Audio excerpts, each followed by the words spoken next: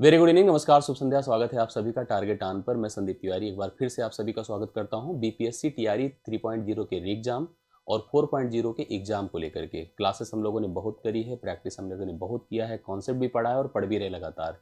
उस कड़ी में हम लोगों ने यहाँ पर प्रैक्टिस एंड रिविजन स्टार्ट किया है, जो कि पिछले 3 दिन से आप देख रहे हैं। आप आज तीसरा सेशन इसका देख रहे हैं। इसमें हम लोग मतलब इंपॉर्टेंट, अथेंटिक और रिलेवेंट क्वेश्चंस को परीक्षा के हिसाब से कवर करते हैं, जहां पर मिसलेनियस प्रैक्टिस होती है और यह करिकुलम आपके लिए कंटिन्यूड है। कॉन्सेप्चुअल क्लासेस के भी पार्ट अलग अलग यहाँ पर जाते रहेंगे, जो जैसी आवश्यकता रहेगी उस हिसाब से आपको रिलेट करता रहूँगा। जहाँ पर आपकी जैसी डिमांड रहेगी, जिस हिसाब से आपकी रिक्वायरमेंट्स होगी, उस हिसाब से प्लान करते रहूँगा। बस आप रेगुलर रह करके प्रॉपर पढ़ाई लिखाई करिए और 10 बजे की इस लाइव कनेक्टिविटी को मेंटेन करिए। आइए मैं शुरू करता हूँ पहले प्रश्न से, और पहला प्रश्न आपके सामने बोर्ड पर आता है। मैं चाहूँगा कि आप प्रत्येक प्रश्न जब आप देखें तो आप मेरे साथ उसके सोल्यूशंस पे भी ज़रूर लगें। आप आंसर करें, आप हमें बताएं कि आप कर पा रहे हैं, नहीं कर पा रहे। अपने कनेक्शंस कम्युनिकेशन से बनाएं, अपनी कनेक्टिविटी हमें स्पष्ट करें कि हम रेगुलर हैं, लाइव हैं। और अगर कोई डाउट है तो आप हमें कमेंट्स के माध्यम से कंफर्म करते चले, जिससे हम उसी के अकॉर्डिंग अपनी प्लानिंग को सेट करते रहें। वीडियो को लाइक और शेयर भी करते रहें और प्रश्नों से अपनी आज की तैयारी को, आज के पार्ट को शुरू करिए। तो पहला प्रश्न बोर्ड पर आता है, पेन कापी उठा लीजिए और सब लोग रेगुलर रह करके इस तरह की प्रैक्टिस में रहिए।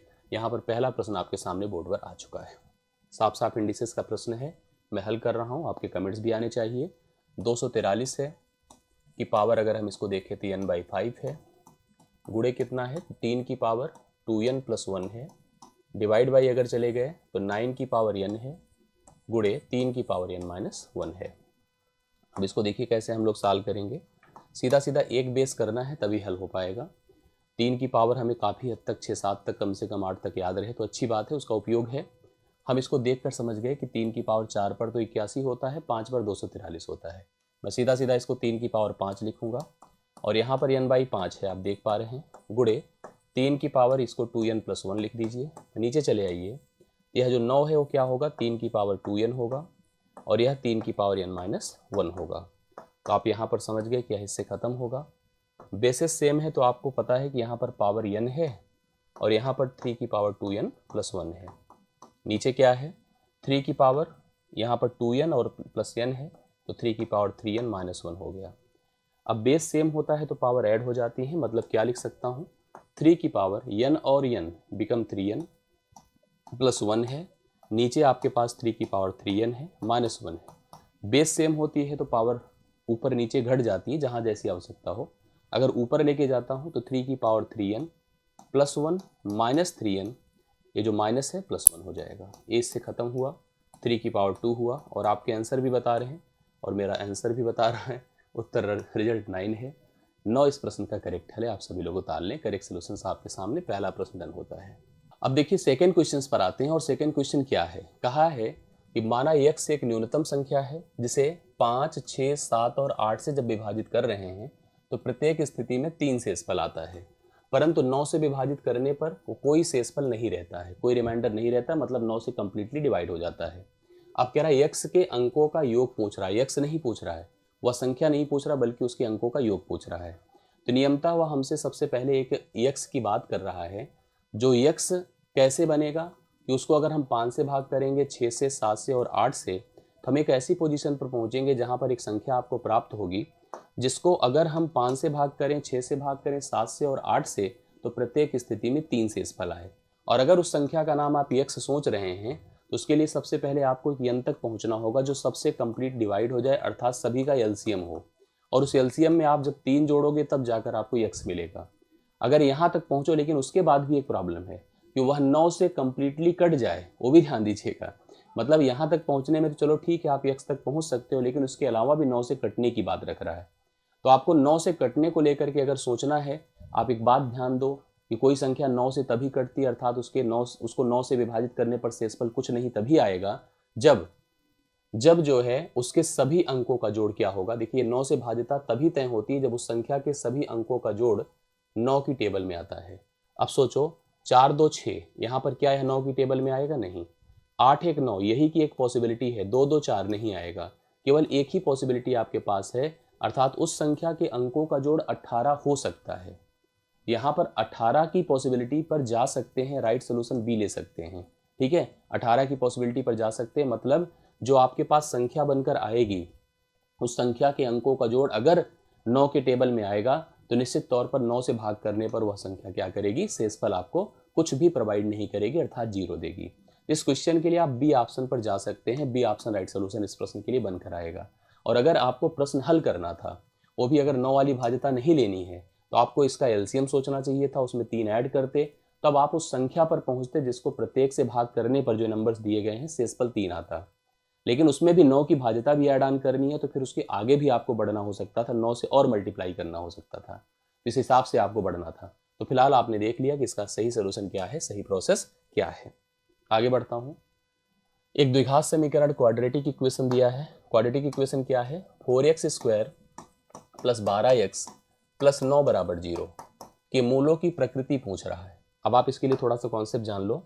कोई भी quadratic equation ax² plus bx plus c बराबर अगर 0 है तो उसके जो मूलों की प्रकृति होती है वो डिपेंड करती है विविक्तिकर पर, अर्थात डिस्क्रिमिनेंट पर। क्योंकि इसका जब हल करते हैं तो x का मान क्या होता है पता है, -b plus minus under root b² minus 4ac divide by 2a। जब किसी क्वाड्रेटिक इक्वेशन को एक्सप्लेन किया जाता है तो कहा जाता है जो गुणांक है a, b और c, ये सब के सब किससे बिलोंग करते हैं, रियल नंबर से।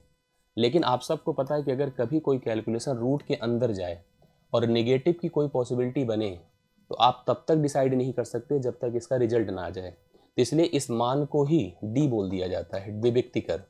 और डी का मान यही कंपेयर किया जाता है कि डी आपका यदि ग्रेटर आर इक्वल टू 0 है तब तो जो मूल होंगे, मूल क्या होंगे पता है, वो वास्तविक होंगे, वास्तविक होंगे।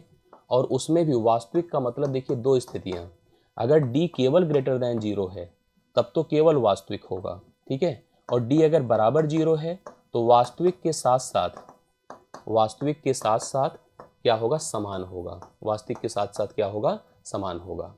अगर d केवल greater than r equal to 0 है तो वास्तविक होगा, लेकिन वास्तविक के साथ साथ असमान होगा।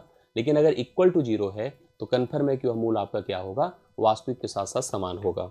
अगर d लेस दैन 0 है तो निश्चित तौर पर मूल आपके क्या होंगे, मूल आपके इमेजिनरी होंगे, काल्पनिक होंगे। अब आपको अपने प्रश्न को इसी पैटर्न पर लाना होगा। कैसे, अपना जो इक्वेशन है उसमें a की वैल्यू देखो 4 है, b की वैल्यू आपकी 12 है, c की वैल्यू आपकी 9 है। तो हम इसी पैटर्न पर लाते हैं। d मतलब b² माइनस 4ac करते हैं, तो 12 का स्क्वायर माइनस 4 गुणे 9, तो 12 बराबर में 144 है, माइनस 4 चौके 16 9 144 है। 144 से 144 कटा 0 आया, बराबर d इज इक्वल टू 0 हो गया। तो मूल आपके क्या हो गए बताइए, वास्तविक हो गए और तथा समान हो गए। वास्तविक तथा समान तभी होता है जब d आपका क्या होता है, d आपका इक्वल टू 0 हो जाए। अब d इक्वल टू 0 हो गया तो मूल वास्तविक तथा समान हो गया। तो मुझे भरोसा है कि देखिए प्रकृति मूलों की आपको समझनी है। मैंने क्वाड्रेटिक का सेशन कराया है, अगर आप लोग सेशंस देखे होंगे वीडियो का तो उसमें मैंने कंफर्म किया है कि मूलों का कॉन्सेप्ट क्या है, उसके नेचर को कैसे एक्सप्लेन किया जाता है। तो आप क्वाड्रेटिक इक्वेशन के उस सेशन को देखेंगे तो आपको कंफर्म हो जाएगा।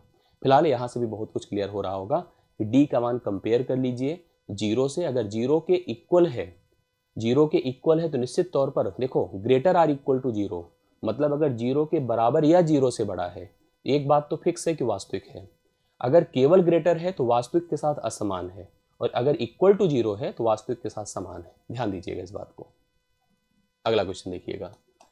एक दुकानदार है जो फ्रिज एक है, फ्रिज बेचता है, 17,160 रुपए में खरीदता है। इतने में उसने फ्रिज को खरीदा है।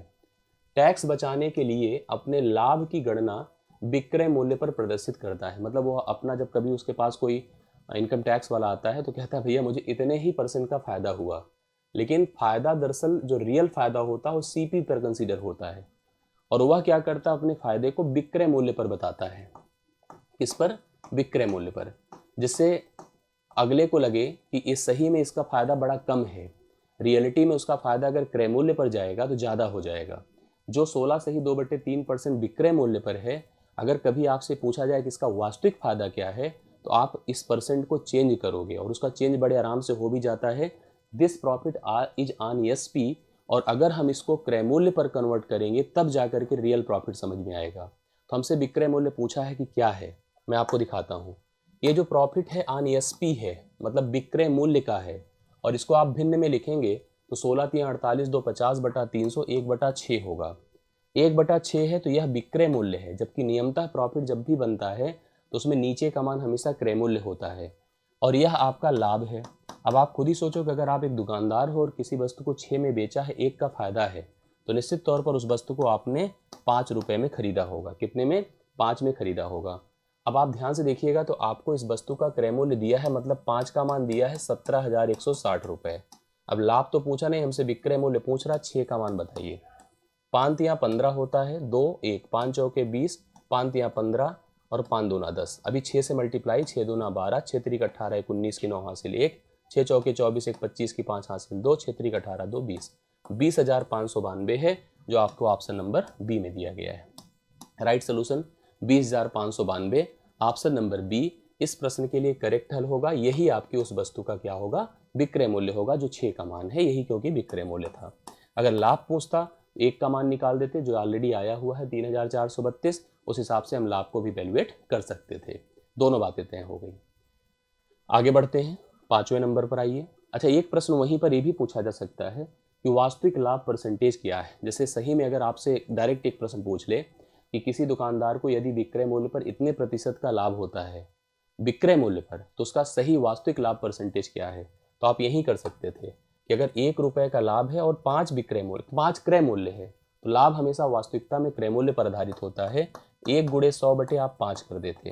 तो सही में जो आपको 16 सही 2/3 उसने बताया था टैक्स वाले को, टैक्स डिपार्टमेंट से आए लोगों को, वह 20% था। गलती मतलब उसने छिपाने के लिए, चीटिंग करने के लिए उसने गलत प्रॉफिट को रिप्रेजेंट किया था। अगले प्रश्न पर आइए। एक आयताकार बगीचा है, 480 मीटर लंबा है, 160 मीटर चौड़ा है। यह है बगीचा, 480 मीटर लंबा है और 160 मीटर क्या है? चौड़ा है। एक 3 मीटर चौड़ा रास्ता बगीचे के बाहर बनाया जाता है। बगीचे के बाहर ऐसे चारों तरफ देखिए, एक 3 मीटर चौड़ा रास्ता ऐसे देखिए बना दिया हमने, बना दिया। अब इसने हमसे कहा कि हमको इस रास्ते का क्षेत्रफल बता दो क्या होगा। अब देखो इसको कैसे प्रेजेंट करेंगे। ये रास्ता है जिसकी जो ब्रेथ है वो 3 मीटर है। अगर 3 मीटर हम लोग इसको ले लें, इधर भी और इधर भी, तो लंबाई कितनी हो जाएगी? 3 इधर जुड़ेगा, 3 इधर, तो 486 हो जाएगा यहाँ से यहाँ तक। और इसकी बात करा जाए तो 3 इधर भी जुड़ा, 3 से उधर, तो 166 हो जाएगा यहाँ से यहाँ तक। आपको अगर इस रास्ते का क्षेत्रफल निकालना है, इस रास्ते का क्षेत्रफल आपको क्या करना है अगर निकालना है, तो इसके लिए सबसे पहले बाहर का क्षेत्रफल 486 गुणे 166 माइनस अब अंदर का क्षेत्रफल 480 गुणे 160 करना होगा। आप इससे कैलकुलेट करके इसको घटा करके आंसर निकाल सकते हैं। अब इस पर डिपेंड करता है कि आप कैसे अच्छा कैलकुलेशन कर पाते हैं।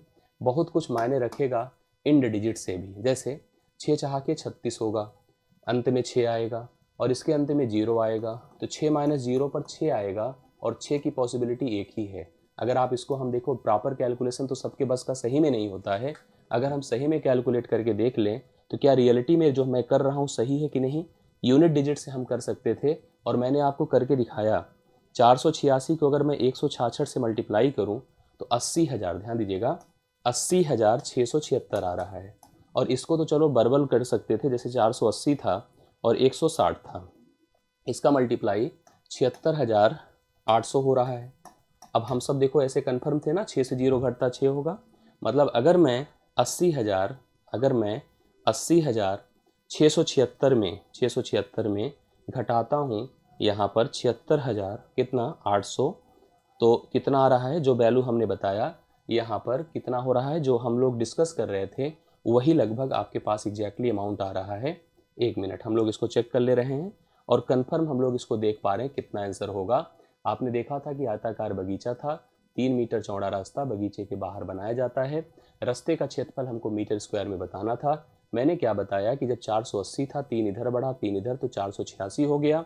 160 था, 3 इधर बढ़ा 3 इधर बढ़ा, 166 हो गया। और मैंने 486 को मल्टीप्लाई किया अगर कितने से, 166 से, तो आया 80,676 करेक्ट है। और मैंने इधर 480 को 160 से किया, 480 को 160 से किया तो 76,800 आया। मैंने इसमें से अगर इसको घटाया 80,676 से, तो आपका आंसर 3,876 है। देखो एक डाउट बना यहाँ पर, इसका मतलब कैलकुलेशन हमें करना पड़ेगा और इसका कोई आंसर मैच नहीं कर रहा है। क्योंकि 3876 यहाँ पर आंसर आ रहा है। अगर आप इससे घटा कर देखें 80,676 से 76,000 कितना है 800 है, घटा के देखिए 6 है 7 है 16 से 8 8 है 9 से 6 3 है। देखो 6 तो था डाउट क्रिएट करने वाला, और ये ना देता तो चलो समझ में आता। फिलहाल हम लोग ई ऑप्शन पर जाएंगे। ई ऑप्शन आप लोग इसके लिए लगाइए, करेक्ट आंसर होगा डाउट क्रिएट कर रहा था। ध्यान दीजिएगा, हम इस पर जा तो सकते थे बट कन्फ्यूजन था। अब आपको इसका मतलब ये समझ में आ रहा है कि बहुत शार्ट नहीं कर सकते हैं बीपीएससी में, आपको करना पड़ता है प्रॉपरली। इसका प्रोडक्ट करिए 3 डिजिट का, इसका प्रोडक्ट करिए और घटाइए, सही आंसर आपको तभी मिलेगा। करेक्ट है। तो चलो ये 5वां डन होता है। छठे पर आ जाइए। एक बहुत बढ़िया सा पैटर्न होता है, इसके हिसाब से इस प्रश्न का सलूशन हो पाएगा। जैसे मैं आपसे एक जनरल बात करूं कि अगर कभी मैंने कहा 11 है, इसका वर्ग करना है, तो आप सबको ओरल पता होगा 1 2 1 होता है 121। अगर यही मैं कह दूं कि 111 है, इसका वर्ग करना है, तो आप चेक करो कितने डिजिट है 1 2 3। देखो 1 2 3 रिवर्स हो जाइए 2 1, इसका वर्ग हो जाएगा। अगर मैं कहूँ 1111 है, मैं फिर कर रहा हूँ 1 2 3 4 है ना, 1 2 3 4 3 2 1 होगा। ऐसे अगर हम इसको 1 1 1 1 है, इसका वर्ग करना है 1 2 3 4 5 4 3 2 1 है। इस तरह से इसको सेट कर सकते हैं। अब जो प्रश्न है उसको देखिए, इसका मतलब 121 का वर्गमूल 11 होगा, इसका वर्गमूल 111 होगा, इसका वर्गमूल 1111 होगा, और इसका वर्गमूल देखो 5 तक गया है 1 1 1 1 1 होगा। सबको जोड़ दें, और बहुत ही ओरल जोड़ सकते हैं आप, इसको जोड़ने में कोई दिक्कत किसी को नहीं होगी। यह कितना है देखो, जैसे पैटर्न के हिसाब से चलो तो पैटर्न कैसे लिखा जाता है। जैसे अगर आप इसको प्रेजेंट कर रहे हैं कहीं पर, बहुत ही आराम से आप कर सकते हो। आप ऐसे देखो 11 है 111 है 1 1 1 है 1 1 1 1 1, यहाँ सोचो 4 है, यहाँ सोचो 4 है, ठीक है, यहाँ सोचो 3 है 2 है 1 है, 1 2 3 4 4 है, 1 2 3 4 4 है। ऑप्शन नंबर सी है, ऑप्शन नंबर सी है राइट सोल्यूशन। आप लोग देख सकते हैं। बहुत ध्यान से सिंसियरिटी ऐसे दिखाना होता है, ऐसे प्रश्नों को करते समय। बहुत लोग गलत कर देते हैं, आप लोग भी कमेंट्स में ऐसा बता रहे हैं। आप लोग ध्यान से देखिए और ऐसे प्रश्नों का सोल्यूशन करिए। ये हो गया। 7वें पर आ जाइए। 7वां नंबर, एक एजेंट को 10,000 रुपए की तक की सभी बिक्री पर 5% कमीशन मिलता है, 5% तक का कमीशन मिलता है, और इस राशि से अधिक की राशि पर की बिक्री पर उसे 4% का कमीशन मिलता है। कंपनी उससे कहती है कि तुम सामान सेल करो, 10,000 तक का बेचोगे तो 5% कमीशन देंगे, 10,000 के ऊपर जाओगे तो 4% का कमीशन देंगे। करेक्ट है। वह क्या करता है, सब बेचता है दिन भर, बेचने के बाद अपना कमीशन काट कर पहले निकाल लेता है कि बाद में पता नहीं मिले कि ना मिले, और 28,700 रुपये उसने कंपनी को दे दिया। अब कह रहा है कि हमसे कुल बिक्री अर्थात उसने कुल कितने में सामान बेचा था ये बताना है। चलो हमने कहा कि उसकी बिक्री अगर हम सेलिंग प्राइस निकालते हैं तो सबसे पहला जो डिस्ट्रीब्यूशन है 10,000 वाला अलग कर लेते हैं, जिस पर उसे एक अलग रेट से कमीशन मिल रहा था। दूसरा डिस्ट्रीब्यूशन उसका 100 पी मान लेते हैं या 100 मान लेते हैं, जो मर्जी आप मान लो, पी मान लो 100 मान लो, आपकी मर्जी है। 2 पार्ट में इसको लेना होगा हमें। ये तो सेलिंग। अभी देखिए कमीशन की बात अगर करो तो कमीशन क्या है, इस पहले वाले पर 5% है। अगर इसका हम 5% कर देते हैं तो 5/100 मतलब 500 रुपये होगा, और इस पर अगर हम 4% करते हैं तो 4/100 मतलब 4p होगा, 4p होगा। ये दोनों उसके कमीशन हो गए, 500 + 4p उसका कमीशन हो गया, और उसकी बिक्री ये है। आपको पता है उसने दिमाग लगाया है, बिक्री से कमीशन काट दिया, घटा दिया, और इतना पैसा कंपनी को दे दिया। तो बिक्री जितनी है देखिए कितनी है, 10,000 + 100p, इसमें से कमीशन 500 - 4p घटा दिया, मतलब दोनों माइनस हो जाएंगे, 28,700 उसने कंपनी को पकड़ा दिया। करेक्ट है। अब 10,000 जाके उधर घटेगा, 500 जाके जुड़ेगा, तो 10,000 अगर घटाएंगे तो 18,700 होगा, और 500 ये जुड़ के जुड़ जाएगा वहाँ पर, तो 500 जुड़ते ही कितना हो जाएगा, 0 0 7 5 12 19,200 हो जाएगा। ये किसका मान हो गया, 100p से 4p निकालिए, 96p के बराबर हो गया। अब इससे अगर हम डिवाइड कर देते हैं, 16 × 6 = 96, 16 × 1 = 16, 16 × 2 = 32, कितना हो गया, 6 से फिर डिवाइड कर दें, कितना हो जाएगा, आप काट के देख सकते हैं। 16 हमने इसको इससे काट डिवाइड किया है, तो कुल मिला के 16 × 6 = 96 हुआ, 16 × 1 = 16, 16 3, 16 × 2 = 32, 1200, 6 से फिर डिवाइड कर दे, 200 हो गया। तो पी का मान बोलो कितना हो गया, पी का मान 200 हो गया। तो यहाँ पर यह सेलिंग प्राइस कितनी है, 200 × 100 मतलब 20,000, 20,000 की यह सेलिंग प्राइस है और 10,000 ऑलरेडी थी, तो 10,000 उसी में जोड़ दीजिए, 10,000 जोड़ दीजिए तो दोनों जोड़ करके कितने हो जाएंगे 30,000, अर्थात उसकी टोटल सेलिंग प्राइस कितनी है 30,000। तो 30,000 इस प्रश्न के लिए राइट सोल्यूशन है, जो ऑप्शन नंबर आपको बी में। एकदम समझ लीजिएगा, कन्फर्म कर देना हमें, अगर डाउट हो तो ज़रूर बता दीजिएगा, उसी हिसाब से हम फिर से आपको कन्फर्म कर देंगे। आशा करता हूँ ये समझ में आ गया होगा। ऐसा प्रश्न हमेशा क्लियर करके चलिए, और सच में ऐसा प्रश्न कमीशन वाला आपसे पूछ सकता है, बहुत ध्यान से देखिएगा। अगले प्रश्न पर आइए, त्रिकोणमिति का बढ़िया प्रश्न है। साइन 61 डिग्री a/√a² + b² है। tan 61 और tan 29 का मान पूछा, बड़े आराम से बता लेंगे। आप ये देखिए ऐसे बना लीजिए, यहाँ 61 कर दीजिए, 90 है, और साइन का मतलब आप सबको पता है, साइन थीटा क्या होता है, परपेंडिकुलर अपॉन हाइपोटेन्यूज। 90 है तो हाइपोटेन्यूज ए होगा, परपेंडिकुलर ए होगा। दिया कितना है, a/√a² + b²। ये तब होगा पता है जब साइन 61 होगा, करेक्ट। तो परपेंडिकुलर कितना होगा a, और यह मान कितना होगा a² + b²। तय है यह मान कितना होगा b, बेस कितना होगा b। तो a² + b² रूट के अंदर कर दिया तो a² + b² के हिसाब से सेट हो गया, करेक्ट है। ये साइन 61 का मान है। अब साइन 61 से चलो ठीक है, हम लोग tan 61 तो आराम से निकाल लेंगे। tan 61 भाई परपेंडिकुलर अपॉन बेस होता है, परपेंडिकुलर कितना है a है और बेस कितना है b है, परपेंडिकुलर a है बेस b है। दूसरी तरफ अगर हम लोग 29 सोचेंगे तो 29a है, 29a है, कैसे होगा, ये 90 है, 61 है, 29 ही होगा, दोनों जुड़कर 90 होना चाहिए था। हम अपने को चाहिए tan 29, tan 29 मतलब अगर आप इसको एंगल मानेंगे तो यह परपेंडिकुलर यह बेस, तो b/a होगा, b/a होगा। अब आप इन दोनों को अगर जोड़ेंगे तो इन दोनों को भी जोड़ना पड़ेगा, तो a/b + b/a होगा। a/b + b/a सी दिया, लेकिन और भी चेक कर लीजिए, अगर हम इसको हल करेंगे a² + b² भी होगा, a² + b² भी होगा, a भी हो सकता है c भी हो सकता है, इसलिए इसके लिए डी ऑप्शन पर जाना होगा हम लोग को। थोड़ा ध्यान से देखेंगे तो आसान है, अगर थोड़ा दिमाग जैसे अगर नहीं चला तो कन्फ्यूजन तो ही है। तो फिलहाल समझ में आया होगा, ए भी लिख सकते हैं, ए भी लिख सकते हैं, अर्थात हम डी ऑप्शन पर जाएंगे। एक से अधिक ऑप्शन आपके इस प्रश्न का सही सोल्यूशन है, तो नोट कर लीजिएगा। 8वां प्रश्न आपका डन होता है। 9वें पर आइए, ये भी बड़ा अच्छा क्वेश्चन है अब तक का। 100 संख्याओं का औसत 63 है, 100 संख्याएं थी, औसत उनका क्या है 63 है, समझिए इसको। लेकिन पाया गया कि दो संख्याएं जिनका मान 37 और 76 है, इन संख्याओं को गलती से क्रमशः 73 और 67 के रूप में गणना किया गया है। साथ में यह भी पाया गया कि कुल संख्याएं 90 थी, तो सही औसत, मतलब एक तो और बहुत बड़ा डाउट है, जो औसत दिया है 63 ना, ये भी गलत दिया है। ये तब ऐसे दिया है, कोई जोड़ और उसने गलत किया होगा, उस हिसाब से उसने कहा कि 63 है, लेकिन रियलिटी में 100 संख्या नहीं थी, संख्या केवल 90 ही थी। ये देखिए बाद में बता रहा है, मतलब उसके हिसाब से गलत औसत भी आपका गलत है। जो उसने 100 संख्याओं का औसत दिया है, 100 संख्याओं का औसत 63 नहीं होना चाहिए। अगर सोचो तो कितना होना चाहिए पता है, 6300, पहले सोचिए 100 को 63 से गुणा करें बटे 90, ये 70 होना चाहिए था। जो 63 दिया था 70 होना चाहिए था, ठीक है। अब परिवर्तन आपको 70 पर करना होगा। भाई देखिए प्रश्न को समझिए, गलती क्या हुई है, दो संख्याएं जो कि 37 और 67 थी, 76 थी, सही आंकड़ा था, इसको गलती से क्या लिख दिया था, गलती से 73 और 67 लिख दिया था। एक ये मतलब गलत आंकड़ा था। तो हम इस गलत आंकड़े को हटाएंगे और सही आंकड़े को जोड़ेंगे। गलत आंकड़े को हम लोग यहाँ पर से क्या करेंगे, हटाएंगे, और सही आंकड़े को क्या करेंगे, जोड़ेंगे। किस में, मान में। कैसे करेंगे देखिए, तो आप पहले तो इन दोनों को जोड़ लीजिए, 7 6 13, सॉरी 7 3 10, 7 6 13 1 14, इसको जोड़िए, 7 6 13 की 3, 7 3 10 1 11, 113।